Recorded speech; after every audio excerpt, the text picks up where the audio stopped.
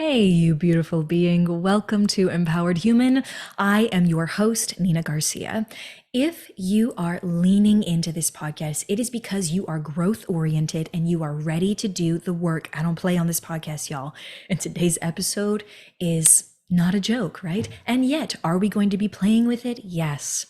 Playing with it as in gaining new perspective, okay? Playing with it as in maneuvering it, not necessarily ha ha ha, but yet maneuvering it and getting that perspective. Because today we are playing with demystifying suicide. I don't want us to be afraid to have these conversations. And yes, we are ready to have conversations in which we are trying to transform them, right? From hard conversations to teachable moments. So if this is something that's on your journey, if you say, yes, Nina, I can lean into this, I have space for this today, I want to hear what skills you have to offer and what perspective you have to offer today, I want that, then lean in and listen. I am going to be here with you. Grab a journal or a really good friend to dialogue with about what comes up for you in this episode, because of course, at this point, I am curious. Are you ready to play?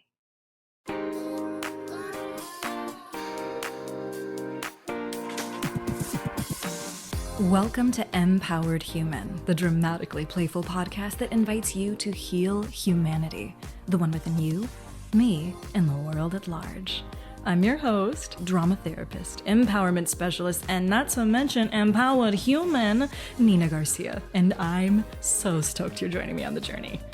Every Wednesday, you are invited to explore transforming from powered to empowered with genuinely human stories of courageous existence, healing from invalidation, and truly belonging to you. So wherever you are on the spectrum, from empowerment curious to empowered human ambassador, this podcast is designed to humanize. Get ready to lean into your edge, heal your worldview, and finally belong to you. This is Empowered Human.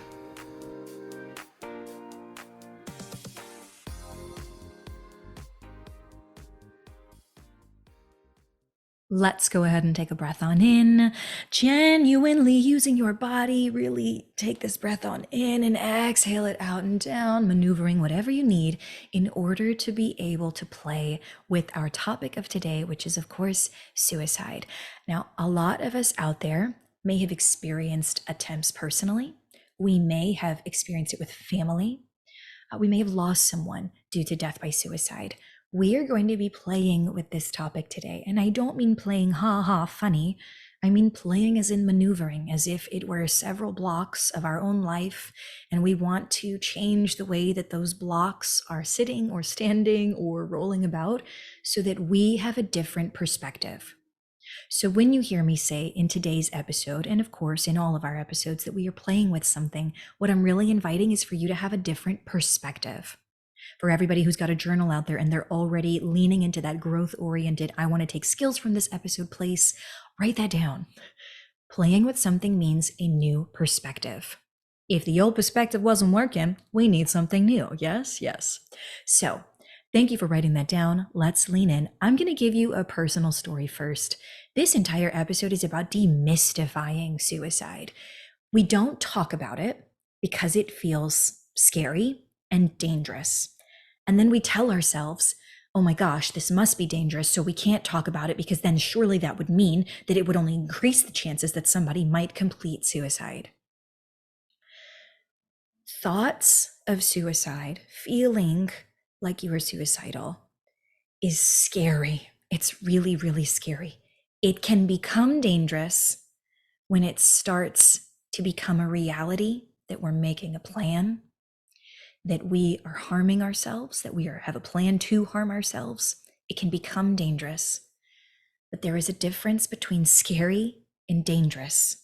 And as a therapist, without any context to your situation, of course, I am sharing this quite generally. We usually say it is healthier to talk about it than to hold it in. So we are going to be talking about it. We're going to be demystifying it. I am going to share a personal story because I do not want us to be afraid to really transform these hard conversations into teachable moments. Once upon a time, True story. When I was going through my divorce, some of you may have heard this story. I have talked about it in previous episodes, but we're going to be bringing it back because, of course, it's September, suicide awareness. When I was going through my divorce, I was in so much pain. I was experiencing so much sadness and hidden anger. I didn't really feel like I had time or space to express anger or resentment. I was hiding my anger and my resentment to such a degree that some part of me felt so overwhelmed by my pain, by my sadness, by my anger, by my resentment, felt so overwhelmed that it popped up and it started having very particular thoughts about me and the life I was living. The way that it popped up was like this. I would be living my life, mothering, right? I was a mother at the time of a very young toddler. Going through this divorce, I didn't know how to handle this process the best way. I didn't know how to take care of myself the best way. I didn't know how to, disconnect completely and just be a single mom in this way, right? There were all of these things that felt so big, so overwhelming about this transition in my life, not to mention the businesses that I was running, right? The podcast, the private practice, all of the things.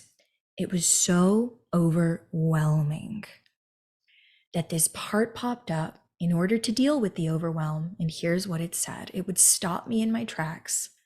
I would literally freeze for a second because it was that loud. And it would say, Nina, you're not handling this right. You're not handling this well enough. In fact, you're failing to be a good mother. You're failing to do a divorce correctly. You're failing to take care of your ex the way that they should be, quote unquote, taken care of. You're just failing all over. You shouldn't be here. If you could just drop everything now, take your daughter, leave her at her father's house, get on a plane to anywhere with a high mountain, trek up the mountain, and then throw yourself off. That would be better than what you're doing here.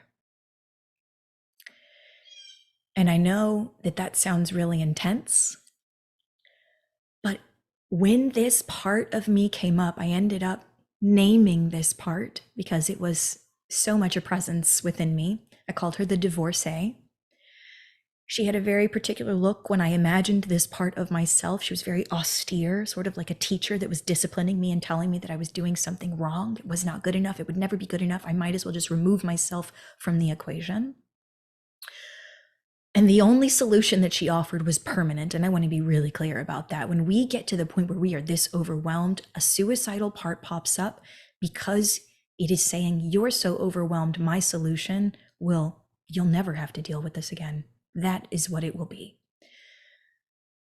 When she would come in onto the scene, when I would really feel her and experience her, it was not only something that froze me, it was sort of like a screen came down, like the world was shutting down, like a gray scale, dark screen was coming down. And everything would go very black and white, very, what's the word I'm looking for? Monotone, if you will. And there was no color in the world for a few moments when she was with me. And what she said felt so true. It brings sadness up in my heart to feel that I felt that sad at that point in time and that hopeless and helpless. But that's what I was experiencing internally to such a degree that when I recognized it was causing me to physically stop in my world, it was causing me to think thoughts that I really didn't believe when I was well. Let me repeat that. I did not think these things when I was well. I did not believe those things when I was well. But when I was so overwhelmed, this was the part of me that popped up. And she said, just remove yourself, right? It was a very permanent solution. I knew that I had to do something because that was not my definition of success. I did not feel well, and that was not the kind of mother I wanted to be. I knew that I had to get help. I reached out to group therapy, individual therapy. I did my own personal work. And yes, I'm about to say this, I got to know that part so well that she could not surprise me when she popped up. I got to know that part of me so well that I actually got to feel the anger and the resentment that I had been not dealing with earlier. She'd been holding it for me. I got to know her so well that I got to feel all of my feelings. And I want you to write that down, feeling all of your feelings with the right and proper skills, right? I say right as in effective, just so we're clear, right? With the skills that you need in order for you to feel your feelings so that they can move out and through you, so that you can live your life, so that you can show up making the choices you need to in your life. I got through that period of suicidality.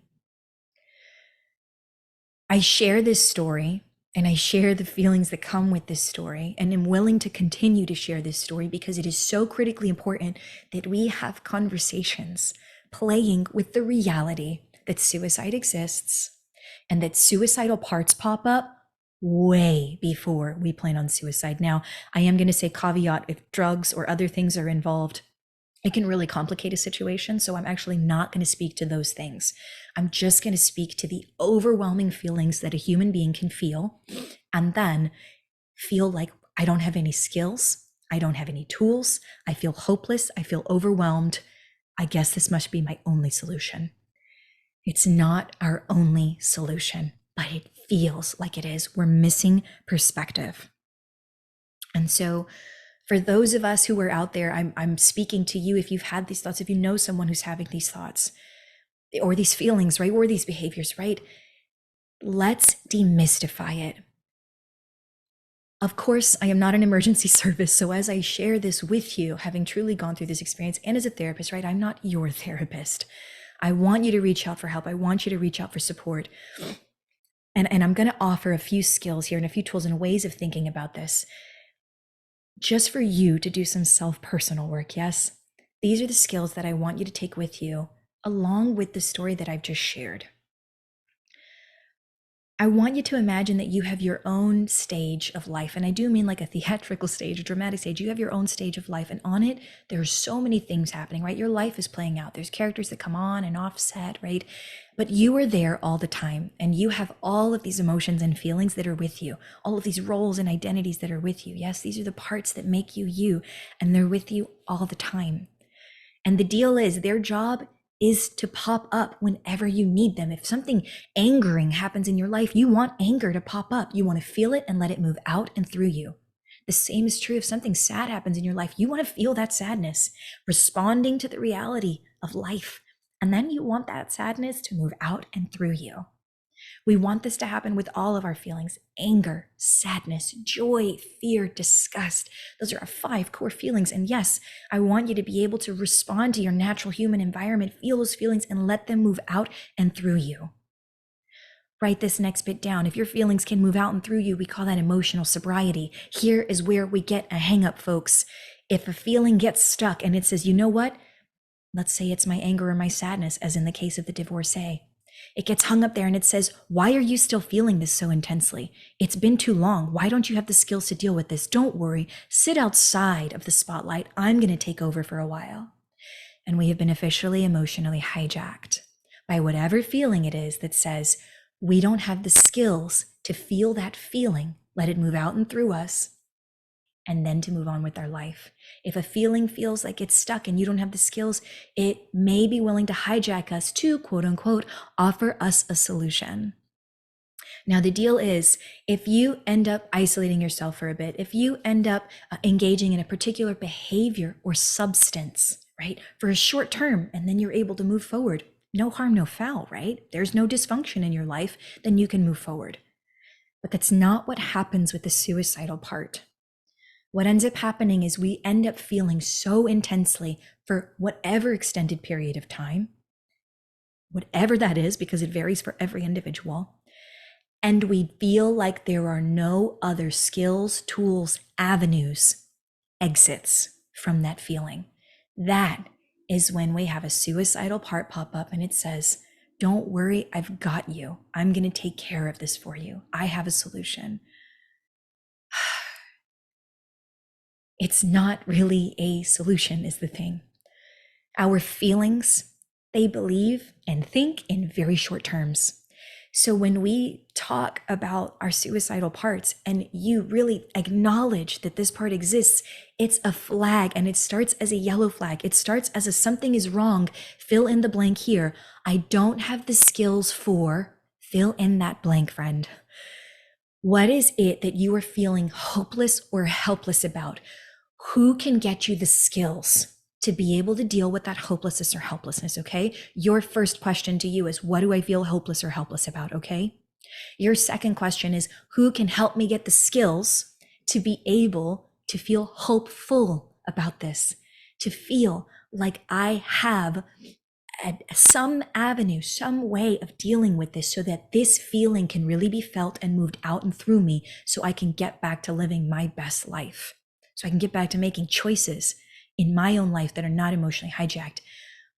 What is it that you are hopeless or helpless about, and who can help you? Is it a family member? Is it a trusted friend? Is it a counselor? Is it a therapist? Is it a psychiatrist? Is it a teacher? Who is it that can help you to be able to get the skills you need so that you are not feeling so overwhelmed? And then that suicidal part will say, oh, wait a minute, you've been gaining skills, so you don't need my only solution. Are you sure you don't need it? Because, I'll take care of you. That's what it's thinking. It's literally like, I'll handle this. You have a life that you could be living beyond this emotionally hijacked moment. And it's so hard to see sometimes because of the filter that comes down, because of that filter, that lens, right? That makes the world without color, that makes the world so black and white. You have a life that you could be living. You just need skills. You just need skills, and you need new perspective to figure out how to get beyond that filter to feeling like you can be helpful to yourself instead of helpless, and that you can be hopeful, yes, instead of hopeless. This is going to be a short and quick episode because there really is so much more, of course, that we can say, right? We're not going to explore all the facets of suicidality here, but I want us to demystify why it pops up most times in the first place. It's not because something is wrong with you. It's not because something was wrong with me. It's because I did not feel like I had the wherewithal to deal with my life. I needed new skills, new perspective, different support than I had in order to make it through and see beyond that filter. Are you needing new skills, new perspective, new support to see beyond the filter? Is someone in your life needing new skills, new support, new perspective to be able to see beyond the filter? Yes, you deserve to see beyond it. Yes, they deserve to see beyond it. Yes, I deserved to see beyond it, but I had to reach out first. There are so many different options in ways that you can reach out and truly be able to play and get some perspective with this. You just listening to this episode, 10 points, my friend, 10 points. You have just played with suicide in a way that maybe you haven't explored it before. Maybe you haven't thought of it as a character that's within you that really wants to protect you. It does. It's thinking short term. Emotions do not think long term. That is not a thing they do. They'll say what you long term, but they ain't thinking long term. You with me? Emotions are thinking short term. So again, all the ways that you can reach out, of course, to somebody you trust, to somebody that you can really be able to just express this to. How you feel matters. Let's get it out there. Let's get it on the table so it can be moved and maneuvered and played with to your benefit. Other things you can do, right, nationally across now. This is a US episode, right? So please look it up in your own country if you are out of country. I know we have some international listeners here. But for those of you in the US, right, 988, text it or call it, okay? 988, text it or call it. There are so many other different ways that you can reach out and get support on this. You can absolutely head to Google. You can absolutely, again, find a counselor, right? Even a peer counselor, right? A therapist, someone who says, hey, I have capacity and space for you. I want to hear what it is that you have to say. You can share that you are hurting with me. You can share that you feel helpless with me, because I can help you to get skills, right? You can share that you feel hopeless with me, because we can find a way to get you feeling hopeful with the right skills, perspective, tools, and network. Whatever you are taking from this episode, please take a minute and just breathe it in. Take a minute, write it down in your journal. Take a minute, share it with a friend. Send them a text or an email or something now if you need to. That just reminds you in this moment you are valid and you matter. How you feel is valid and it matters. Demystify those suicidal parts, the thoughts, the feelings, the behaviors. They pop up because some part of you is overwhelmed, feeling hopeless, feeling helpless. So let's go ahead and dig into some adventure challenges. Yes, we are nearing the end of the episode. It is almost here, but I want you to have some very clear, right, commitments and or takeaways that you can say, hey, I listened to the episode, I processed through and had my own thoughts and feelings, and now there's going to be a little bit of homework, right? A little bit of an adventure challenge for me to lean into or even dig into whatever is the most appropriate, right? Lean into your own edge as you move into the upcoming week, okay? So first things first, before I go into adventure challenges, we are growth oriented here. I want to invite you to move into that next space and that level up for you. So there are 3 pillars that we are always focusing on in the empowered human life, and they are courage, healing, and belonging. So many people think when we are talking about suicide that it is so uncomfortable that they want to jump straight into healing. Well, let's get you this, let's get you that, the therapist, the coach, the healing, let's get you to the hospital, like all these things. When the very first thing that we, arguably, but I'm going to say it here for an empowered human life, the very first thing that you actually need is courage. The courage to actually admit and own the truth that this is what's present, that there is some part of you that is so overwhelmed that it would dare to call itself a suicidal part, that it would dare to say, I have a solution for you, and it is very short-term solution, and I put that in air quotes, right? Your adventure challenge for this upcoming week is inviting you to lean into courage. And there are so many ways that you can do this, you beautiful human being. Step 1, I want you to courageously be able to go within yourself. Just you, right? I'm not there with you, literally. Nobody will know if you just dare to go within and say, am I dealing with an overwhelmed, hopeless, or helpless part? Am I dealing with that? Do I have the courage to admit that I might be struggling with something? And you know what? It might not even be new. This may be an old friend, an old enemy, an old fill in the blank, right? However you see this suicidal part or this hopeless, helpless, overwhelming part, right? We don't have to label it anything that does not feel right to you. This is your part that has popped up for some reason, and we're going to explore that. So first things first, the courage to admit, are you feeling overwhelmed, hopeless, or helpless? Question mark. That's step number 1. If that is where your truth lies and that's your adventure challenge for this upcoming week, fantastic. My hat is off to you and my heart is with you. Lean into that edge and get the resources you need within you. It's just the truth, right? We've just got to acknowledge the truth there. I'm going to give you a step 2, right? Let's say you're like, Nina, I've got it. I've acknowledged it. I know that it's there. What now? The next bit that I want you to do is I want you to acknowledge which roles or settings that it pops up in. Now, if we think back to the story that I shared, okay, the roles that were popping up for me that were so triggering around my own overwhelm, helplessness, and hopelessness, right? The roles that were popping up were the mother identity, the wife slash ex-wife slash partner, right? Whatever we want to end up calling that. The idea of what I as a woman could do, right? That was a role that definitely popped up, right? Like he was a man, he shouldn't have been able to figure this out, but I should have figured this, right? That there's all these beliefs that pop up. Your emotional parts are deeply intrinsically tied to the roles and identities that you possess within your life. So I know that the second question, I said, what were the roles or settings? Yes. The settings that it popped up in most often were when, here's one, when my toddler was having a tantrum and I felt like I didn't know how to help them or myself. That's when she would pop up. When work felt overwhelming and I was so inundated mentally and emotionally that I felt stuck. I didn't know what was the next work move to make. That's when she popped up.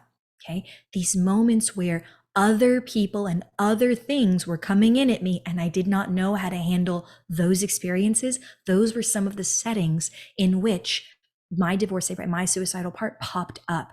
And so if you're leaning into this second space, the question is simply, what roles or settings are the places in which that part is triggered? Acknowledge it for yourself. Acknowledge it for yourself. That's the second adventure challenge. And if you say, Nina, I've got it, you listed the roles, you listed some settings, I was able to put that into perspective within my own life. Again, my hat is off to you. My heart is with you. Let me give you a third one, okay? The third one is to reach out. Now, here's the very clear on this one. You can reach out at any point. You can reach out and not have done any of these things. You just say, I just got to reach out, reach out, please reach out. But most certainly 1, 2, 3 would be reach out with now the knowledge. You have the awareness. That was question 1. You have the self-knowledge. That's part 2. Reach out. This is self-realization at this point. It's the third level. Reach out to the people and or organizations that support those roles, identities, and settings that you listed, and they support people who are overwhelmed, helpless, and hopeless. Your third question for your adventure challenge, should you choose to accept it, is to reach out to the most appropriate person or organization that feels like it is going to have space for you. That is your adventure challenge for this upcoming week. For those of you who may be wondering, as an example, well, what does that look like, that third question? I might, in my roles and in my story, I might have reached out, right? I mentioned mother, I mentioned wife, right? Divorcee, and then work, right? I might have reached out to a therapist that specializes in divorce, right? Divorce. I could have reached out to a life coach that specializes in supporting moms.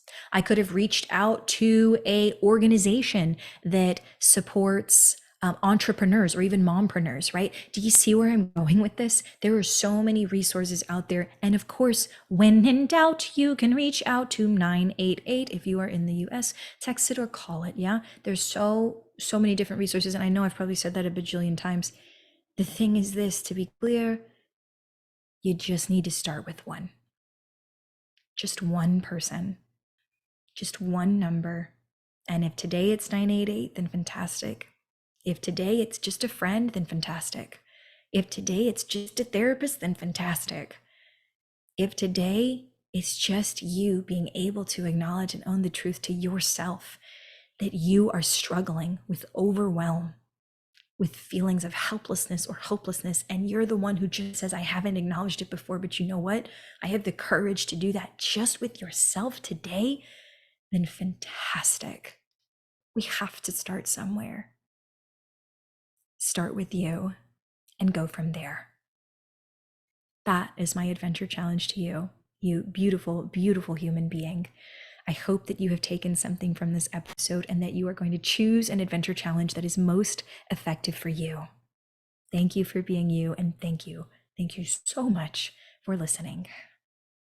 Stay safe, stay curious, stay so human. You've got this. You've got this. Bye for now.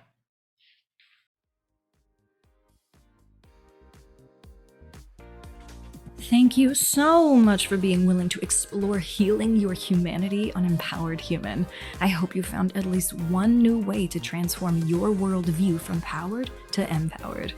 If you took something from the show, please take a moment of your time and subscribe to Empowered Human. And if it really nourished you, leave us a review. Your feedback helps me understand what our community needs. Not to mention, it helps others discover the empowered human life.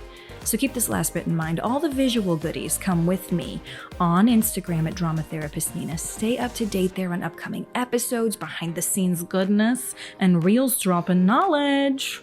Thank you again for being part of the empowered human community. Until next time, stay curious.